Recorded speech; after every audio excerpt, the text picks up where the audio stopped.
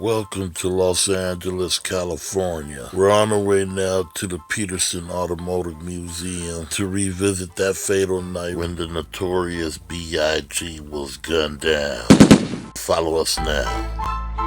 To do a dangerous thing, to not call her.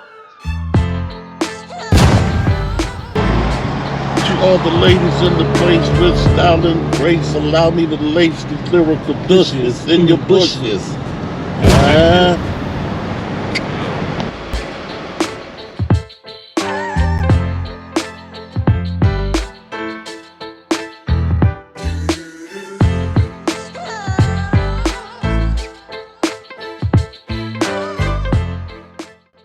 Born and raised in Brooklyn, New York City, Wallace signed with Sean Puffy Combs record label Bad Boy Entertainment as it launched in 1993 and gained exposures through features on several other artists' singles that year. His debut album, Ready to Die in 1994, was met with widespread critically acclaim and included his signature songs Juicy and I Love It When They Call Me Big Papa. The album made him a central figure in East Coast hip-hop and restored New York's visibility at a time when the West Coast hip-hop scene was dominating hip-hop music. Wallace in 1995 was awarded the Billboard Award Rapper of the Year. The following year, he led his protege group Junior Mafia, a team of himself and longtime friends, including Little Kim, to chart success. During 1996, while recording his second album, Wallace became ensnarled in the escalating East Coast-West Coast beef, following Tupac's death in a drive-by shooting in Las Vegas in September of 1996. Speculations of involvement in Shakur's death by criminal elements orbiting the Bad Boy circle circulated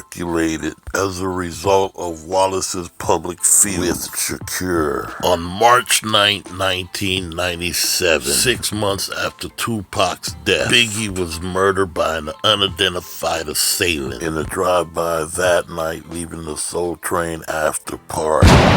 This is where they came out and they seen Amir Muhammad standing right over here that night, that fatal night. This is where they were coming out. And he was standing right there by the pillar, and they was asking him, damn, who that fool over there? While they was boarding the Suburbans right here. You know what I mean? So Suge hired David Mack. Now, he was already working security for Suge Knight and Death Row, and David Mack hired Amir Muhammad, which was a close friend of his and a known hitman. He was the one that was in the Impala that very fatal night that shot and killed Biggie. Now, this is where they boarded their Suburbans that very night to head out to Fairfax. This is the garage part. So this is the spot right here. We're at Ground Zero where Biggie got killed at, on a Fairfax and Wilshire Boulevard.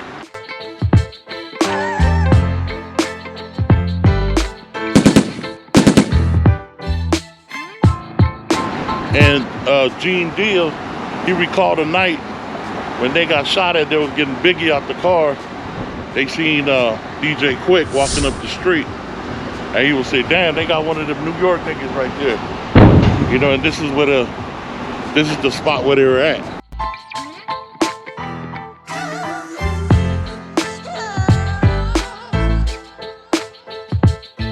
Biggie would have been crowned the King of New York on what would have been his 50th birthday. They had the party up in here. You know what I mean? It was jam-packed. It was so packed that fire marshals had to close it down. You know what I'm saying? Knowing that the West Coast is still mourning the loss of Tupac, why did they even come to the West Coast? Yeah, man. You know, and this the night, that fatal night, Christopher Wallace, Biggie Smalls got killed. So we're gonna be having footages outside too. But this the inside of Jizzle. Man, it's so beautiful, man. I could just see the night, man, and it's so brutal for B.I.G, man.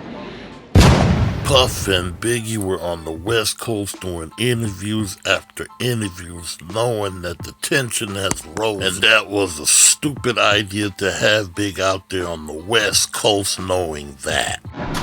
Hey, Jizzle pull up in the McLaren, and we got, hey, we fine. If you don't take that car while it back. According to Celebrity Net Worth, Biggie Smalls had an estate worth $10 million at the time of his passing in 1997, but under the exacting control of Aletta Wallace, the executrix of the estate, the value has ballooned to a whopping $160 million as of 2021. Biggie is one of the most prolific rappers and the greatest of all time.